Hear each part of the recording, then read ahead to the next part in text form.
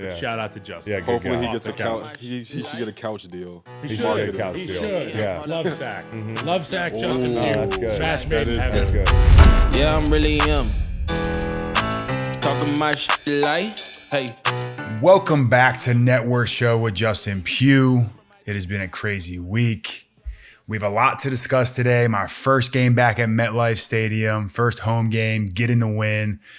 We have some things going on around the NFL that we're going to talk about. We're adding in some new segments today. We're really starting to get this show off and running.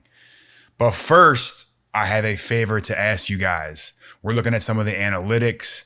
90% of the people watching the show aren't subscribed. We're trying to get to 500 subscribers. So if you guys could like, subscribe, click on the videos, engage with the community, I would really appreciate that. It's at Net Worth Show on every social platform. Go check that out. Do it right now. We appreciate it.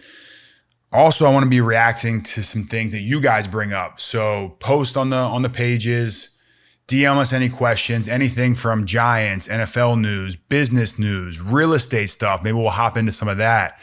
Let me know what you guys want to talk about, and we will add it to our segments going forward. It'll really help the show. So to kick this thing off, we're going to go with our first segment called What's Happening. And we're going to talk about current events, what's going on. I'll give you guys my opinion on it, and then we will go from there. The first thing I want to talk about is what's happening in my world this week. We were able to secure a deal with Lovesac. I don't know if you guys saw it on any of my social media platforms, from the Straight Off the Couch on Sunday Night Football. The Greenlight boys, Chris Long and Kyle Long, they said, hey, this guy needs to get a couch deal. Lovesac, hit him up. My old buddy Justin Pugh. Yeah. When he announced his university, he said, off the couch. Yeah, that was good. Justin, shout out to you. That's awesome. Great presence of mind for when they're like, hey, we got to shoot your Sunday Night Football intro. He was like, I know what I'm going to say. I love He's it. pretty sore right now. I love Justin. I know he's sore as shit, but Yeah. shout out to Justin. Yeah, good Hopefully guy. he Off gets the a couch. He should get a couch deal. He should should. get a couch He deal. should. Yeah. Lovesac. Lovesac, Justin Pugh. Oh, that's good. Match made That in is heaven. That's good. Well, they did. My agent, shout out to Andy Ross, got on the phone. We got a deal done with Lovesac, and now we're getting some merch. We're getting some stuff for the guys on the team. Stay tuned for that. We'll hopefully be able to get some stuff for the offensive line and really grow it. So from a line to a partnership deal, the business of the NFL working in progress. We also have a little thing to clear up with the t-shirts. So yes, there's only one t-shirt brand, and we'll link it in the bio below, that I am working with. I get a small piece of the deal. What we're going to do is just get t-shirts to give out. I don't want to make any money on it. I want to just give t-shirts away. What we'll do is we'll probably just do a giveaway on the show. So if you subscribe, we'll pick one of our new subscribers or old subscribers to send a t-shirt to. I'll sign it straight off the couch for you, and we'll get that out to you. Enough about me. Let's talk about some other business of football aspects this week and previous weeks. The one I want to talk about is Ja'Marr Chase in the 7-Eleven. Obviously, we all saw the remarks, him saying he's always open, and then going out there and securing a deal with 7-Eleven, rocking the chain, the hat, the merch. I saw everything was sold out. Unbelievable to see guys going out there and doing it. Ja'Marr Chase, one of the best receivers in the game. Shout out to you, Ja'Marr Chase. I love the business off the field. A lot of times it's the receivers and the quarterbacks taking advantage of these opportunities. I encourage more players out there to jump on these instances. And obviously having the following helps with that tremendously. But I love seeing that. That was amazing. The next thing up is Caleb Williams. Heisman winner last year, Heisman frontrunner again this year. I saw recently that he came out and said he wants ownership in the team that he plays for. Now, if you've been following me and following my tweets, you know I'm a big proponent of all 11 guys on the field getting a piece of the pie. The quarterbacks have always got the biggest piece. Obviously, they're the most important players. They touch the ball in every play. But I think he's a little overboard asking for ownership in a team. I know for damn sure he's not going to get ownership in a team. I would never see an owner. Eventually, they would whittle away and there would be nothing left. That's something that I don't see ever happening in the NFL. Maybe post-career, making enough money where you can come back and invest in a team. That's my goal, is to own an NFL team one day. But I don't think they'll ever give up ownership as part of draft stock. No player will have enough leverage. There's always another guy that can come in and replace you. I know quarterbacks are a dime a dozen. Maybe one day I'll figure out and show you guys how I would build the ideal NFL roster. I love paying the D lineman, but we'll get into that. Caleb Williams, I think you're overboard on this. I don't think you're going to get ownership in a team. And if you do and prove me wrong, I will be happy as hell for you, but I just don't see that one happening. And then the games of the week, man. I obviously didn't get to watch all the games this week. Got to see Jacksonville and the New Orleans Saints. Shout out to Andrews Pete, who slid out there to left tackle, played a game and was able to help his team out. But I'm going to talk about the game last night, Miami versus Philly. First off, Philly's jerseys look good. The throwbacks are looking good. Tampa Bay's jerseys look good. The Giants, obviously, I'm biased, look the best. I think I love the throwback jerseys. I think we need to start making that more of a thing. It was a great game last night. Philly pulled it out. They really showed up after last week with the Jets. You knew they would. Philly's got a great team. I know they're in the division and we have our work cut out, but that was a good win for them last night. Some other things around the league. Myles Garrett, is that dude even from this planet? I think he had 2 sacks, blocked a field goal. He may be the MVP in the NFL this year, and that's coming from an offensive lineman. That pains me to say that, but Myles Garrett, keep doing your thing, man. I remember my rookie year, we played against the Browns. I think it was his first ever game, and I remember going over and punching him. It was like I was hitting a steel beam. That dude is rocked up. I don't know if he is from this planet, so he's continuing that tear in the AFC North there, the AFC North. You know, keep doing your thing, man. I think this could be the year where we have a defensive end winning MVP. The last thing I want to talk about, and this is something that I find super interesting, I won't be able to compete in this event, but we're talking about adding football to the Olympics. I know we're playing games in London and we're growing the game that way. I think getting the game of football on the world stage and putting it in the Olympics is a huge benefit for our sport. It's another way to grow it, another way to get eyeballs on it. Obviously, the physicality and things of that nature, we can't do that because other countries probably couldn't keep up with the U.S. They're not training their guys in that sport, mostly in soccer. But I think flag football is a very interesting way to get the game out there and grow it globally. So I had to put a little team together, guys that I think would go well on that team. Obviously, I think the entire Miami Dolphins, basically, they're building a flag football team down there. You have Tariq, you have Waddle, you have Mostert, you have the rookie Atchin. I think all those guys could definitely be on the team. You can't do it without saying Justin Jefferson, one of the best young receivers in this game. Cooper Kupp every year. Perennially, he has over 100 catches, always doing his thing as well.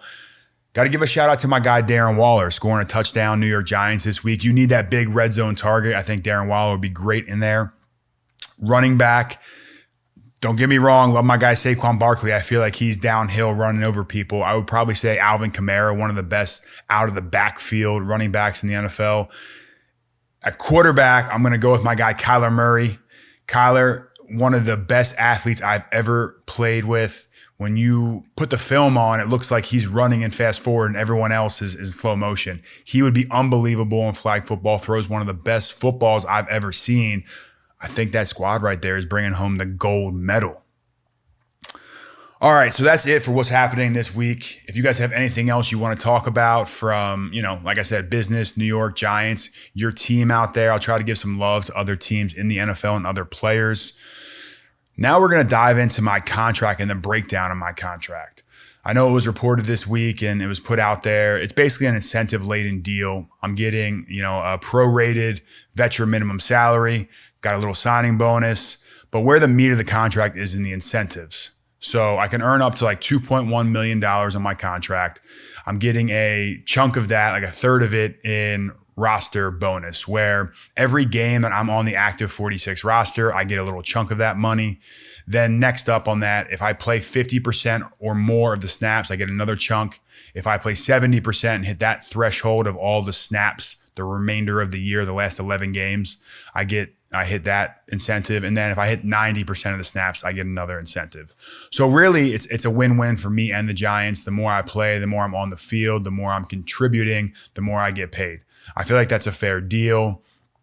It protects both sides. I get a little guarantee with the salary and the signing bonus in my pocket.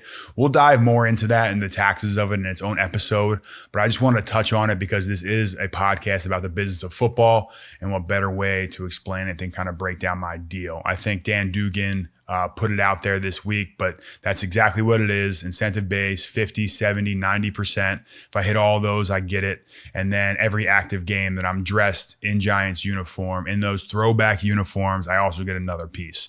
So that's how that breaks down.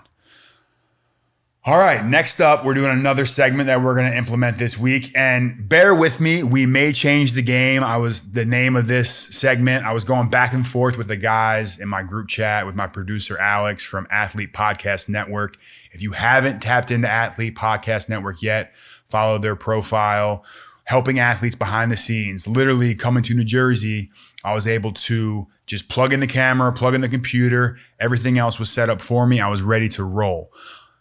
But without further ado, we're getting into the Pughny Badger of the week. Pughny Badger, play on words, P-U-G-H, Pughny Badger, player of the week. When I first got to Syracuse, they nicknamed me Pughny. I could only do 225, 5 times on the bench press, but I played like a honey badger. Shout out to Tyrann Mathieu. At that time, he was blowing up. So I took the two, put them together.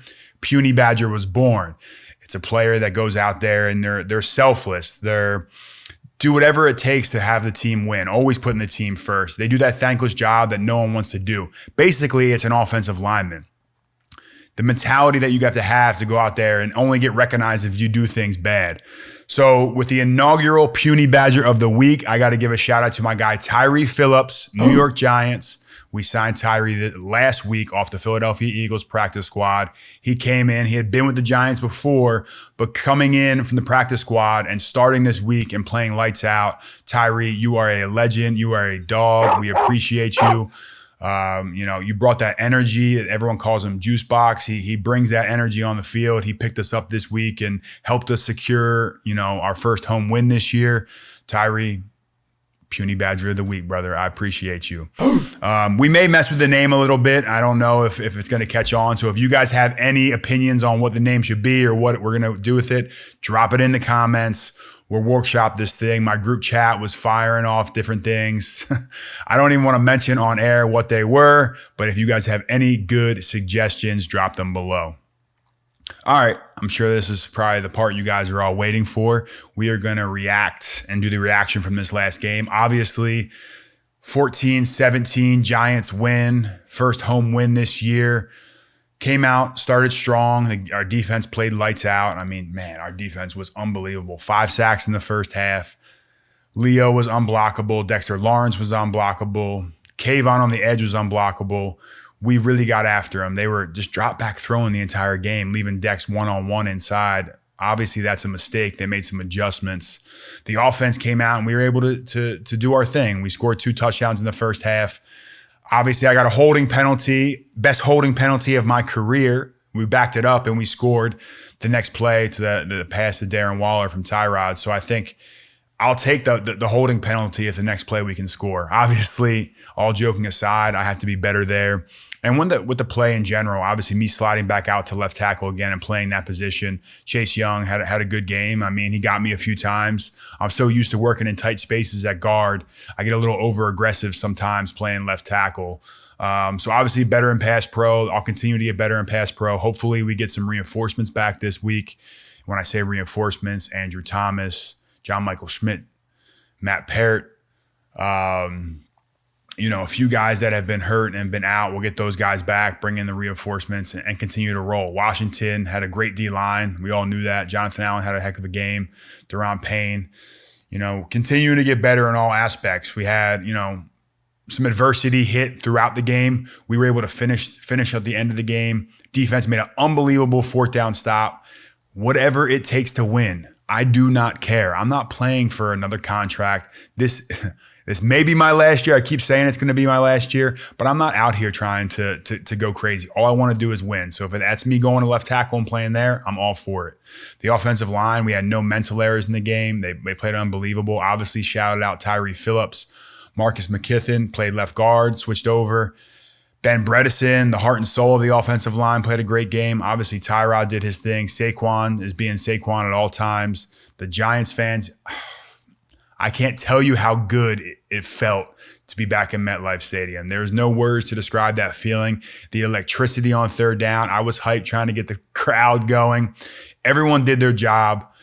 Excited to be back, but now we're on to the next game. The New York Jets, crosstown rivals. Jets have had, an up and down season as well. I watched them from the couch this year during Hard Knocks, and it's hard not to appreciate what the team is going through. To have Aaron Rodgers come in is supposed to be the guy to change it all, and obviously he's former MVP, can do it all. To going down 3 or 4 plays into the season to an Achilles injury, that team was in shambles. That team was rocked. They bounced back. Zach Wilson's playing better. He's gaining confidence. I know how hard it is to play in New York City, how hard it is to deal with the media, and then to be at the quarterback position is even harder. So I'm proud of Zach Wilson. He's played unbelievable so far this season. He's going to have his work cut out for him. Obviously, we have a great defense. They have a great offensive line. Jets offensive coordinator Nathaniel Hackett was my offensive coordinator in college. I love him to death. Their defensive line is a bunch of monsters. Quinnen Williams has been on a tear this season, borderline unblockable. You have Solomon Thomas. You have John Franklin Myers. On the edges, you have a bunch of guys that can get after the quarterback. They hockey line shift those guys every 4 plays and keeping them fresh. I played against that when Salah was in San Francisco and had a very similar defensive line. They are ferocious. They are relentless. We have our work cut out for us this week. I'm excited for it. It's going to be a battle. It's at Metlife. It's a home game for us. We need the fans out there going crazy.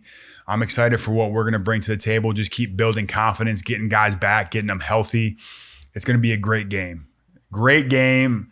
Battle of New York. And everyone wants to blow it up and make it this crazy rivalry. We play every 4 years. The rivalry isn't that intense. It's a more intense rivalry with Dallas and Eagles and the Redskins, or Commanders. I'm sorry. I keep doing that. I apologize. The Washington Commanders. Those games, you play those opponents twice a year. You know those guys inside and out. But there's a little bragging rights for this city. Obviously, it's New York City. It's worth fighting for. We will see you guys at MetLife on Sunday. Looking forward to the next game. And with that, we conclude our second episode in New York. It's been an amazing ride so far. I implore you guys to like and subscribe. Like I said, we're trying to get to 500 subscribers. It's been a great episode. We're going to start adding more things in here, layering it in, giving some structure to this. Continue to talk about the business of sports, but obviously update you guys on what it's like to be an active player in the NFL. So if you guys aren't following, at Net Worth Show on all your favorite social media platforms. And until we see you guys next Wednesday. I'm really him. Don't believe me? Come and see me. Got 3 wishes from my genie. Now I'm on your local TV. Y'all on tour. Got demons. Say she wanna come and see me when I'm in a local city. I'm like, pause though. Please step aside so they can see me. And I walk up in this light. Yeah, I'm really him.